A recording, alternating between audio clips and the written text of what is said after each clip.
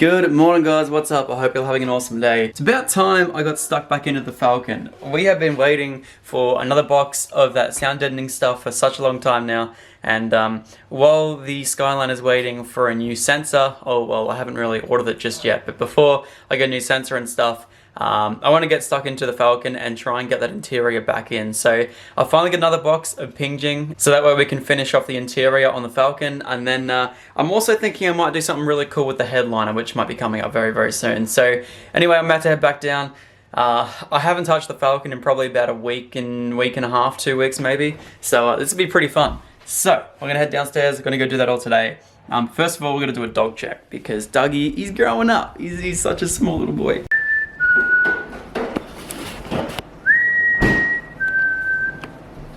Dougie.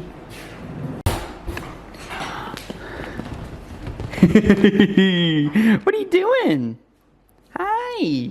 So he's finally like sleeping through the night-ish. So we're getting there, but he's very cute. You're so cute, aren't you? Look at your little ears. My golly gosh. Alright, let's go do some work on the Falcon. Alright, so before I get stuck into the Falcon, I have to try and fault find something on the Skyline. So as soon as I start this up, we should see a check engine light. Now,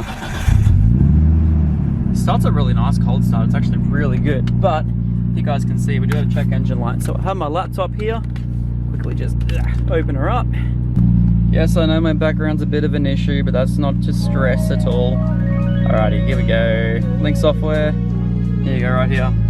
ECU fault code 46, analog temperature sensor 2 above error. Now this was actually the thing that was giving me some grief the other night. So the whole reason why the check engine light came up was because of this. So I'm just going to quickly clear that code right there, which will help me sort of drive it around. But even still then, having that fault code up is not fun.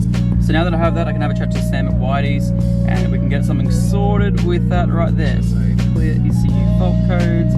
And boom, and it just came straight back up. So I guess we can't really clear that. So if you guys remember when we went out drifting for the first time, we ended up having an issue where my dipstick came out and ended up sending oil all over the cold side of the engine bay.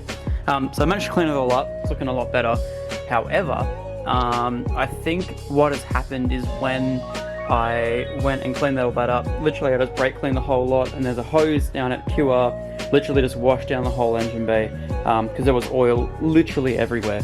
But I think I may have cooked this sensor right here, but I'm not entirely quite sure because when you actually get that temp sensor fault code, you end up the car pulls out a log timing, so that's why it would have been so sluggish. Like literally I could not even get up a hill. It was that bad.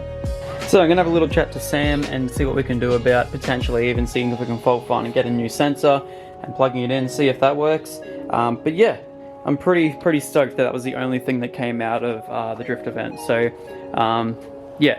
Also, I'm going to need to sort out a different catch can setup because it's breathing a little bit too hard, so we'll get that sorted though. Rightio, now for the Falcon. First time I've seen it in a few weeks. Ooh yeah, ooh, she's looking pretty. I'm going to clean out a lot of this junk and we're going to get stuck into the second box of sound deadening. It's going to be so much fun. Theoretically today, I should be able to get the entire floor done. So then I can put the carpet back in. That'd be mad. Happy with that.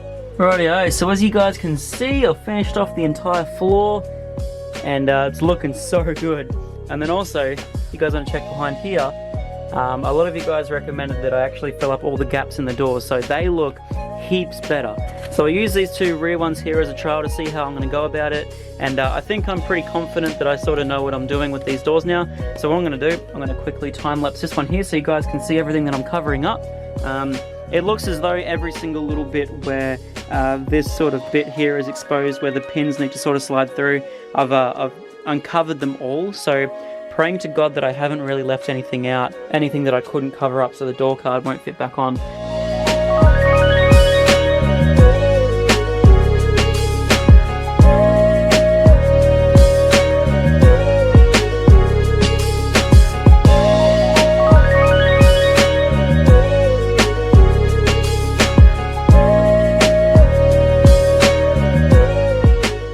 Right, yeah, so I don't know if you guys remember just how different it was just closing this door, like now that it's all blocked off and has absolutely none of the sort of, apart from the speaker hole, of course. Listen to this. That's insane. So yeah, pretty much I've tried to leave. So pretty much I've tried to leave all the holes that I'm gonna need, especially around the outside here. Stuff like this right here, even though just making sure that the holes are exposed. Because a lot of these clips go in, and especially where you drill in, they all have to be left alone as well. But the only thing is now the foams don't really fit properly.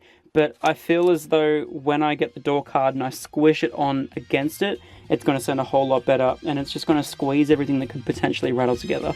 So and hopefully take it all the rattles out. So yeah, pretty stoked. So yeah, pretty stoked at how it sounds, hey. That's insane.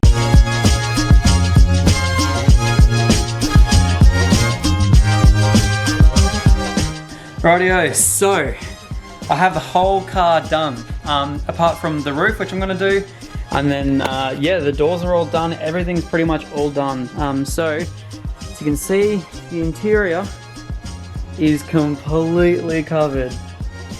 It looks insane. I'm probably going to do a little bit more just up and over the trans tunnel as well, because apparently that's a really bad area for vibration.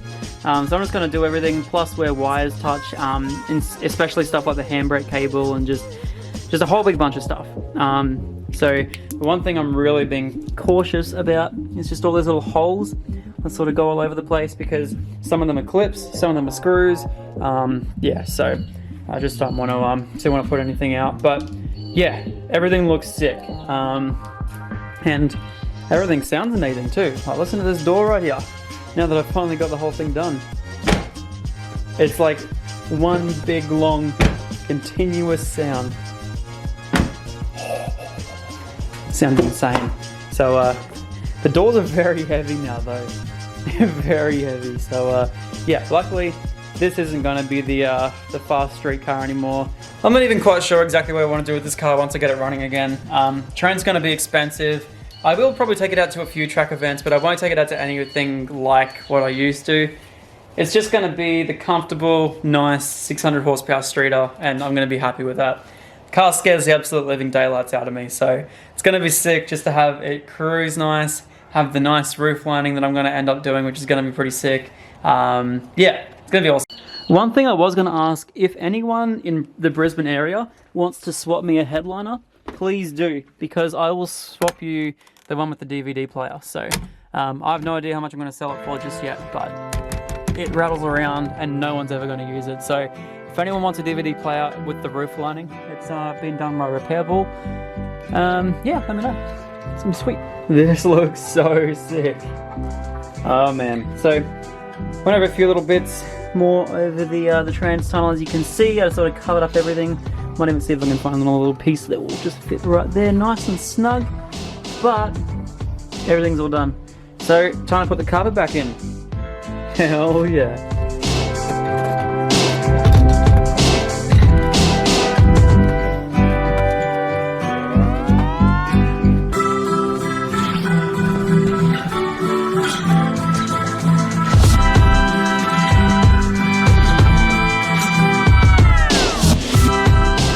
Wow guys, check out this. Oh yeah. Oh yeah. We have one seat belt, two seat belt, three seat belt. Uh-oh.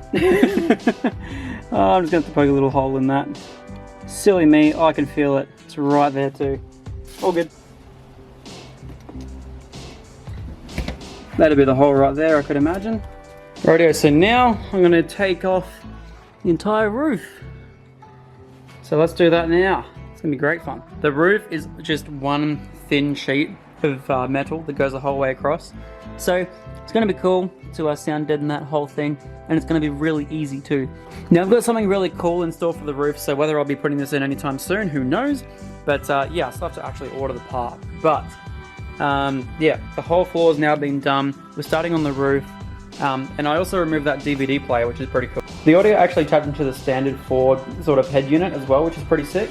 So it goes into that little control box, then goes out into all these little wires, but I'll show you guys the actual DVD player and the way it mounts. So this is my headlining right here, and you can see that the screen just sort of mounts there. It has a metal plate which sits right there, and that's actually self-tapped into the roof using these really long sort of screws here. The actual screen itself then connects to that, and yeah, it just sort of all wires in. The actual power source for it comes from the map lights, which is pretty sick as well. So it's a really simple sort of install. The best thing about it is if you were to put like a 240 volt sort of AC adapter, you could actually also play PS2 or something. That'd be sick. But yeah, no, completely outdated. Plus I don't have any kids, so there's no point me putting this back in. So yeah, I don't know. If any of you guys live in the Brisbane area and have kids and really sort of want this thing in their car, feel free to send me a message on Instagram and I'll just swap the headliner straight for a standard headliner plus the standard map lights, and I'll give you the DVD player plus the whole bracketry and the headliner and everything. This headliner has been done by Repairable. However, as you can see, it's starting to lift on those two little corners again, but that's okay. They've actually come out and done this one 3 times now, but you can see down the back there as well, on the front, starting to lift there too. But apart from that, there's absolutely no marks around the whole headliner. I try to keep it all really nice. So, if there's anyone in Brisbane, and as I said, that has kids or has teenagers or anything that want to watch movies in the back of their Falcon, please send me a message and I'll swap you straight the headliner and the map lights for the headliner and the DVD player, because I don't want the DVD player anymore. It's no use and it rattles around a whole heap, so there's no point doing a whole heap of sound deadening if it's going to start rattling again. So yes. So yeah, I'm going to get stuck into putting some sound deadening on the roof lining, and just for reference, that's what it sounds like right now. So yeah, I'll give you guys a test as soon as this time lapse is done.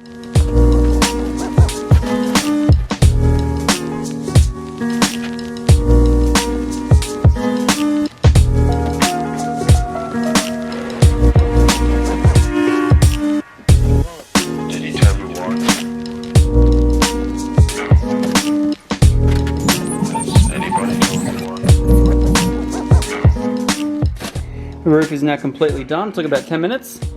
And if this isn't enough to make you want to do this, listen to this.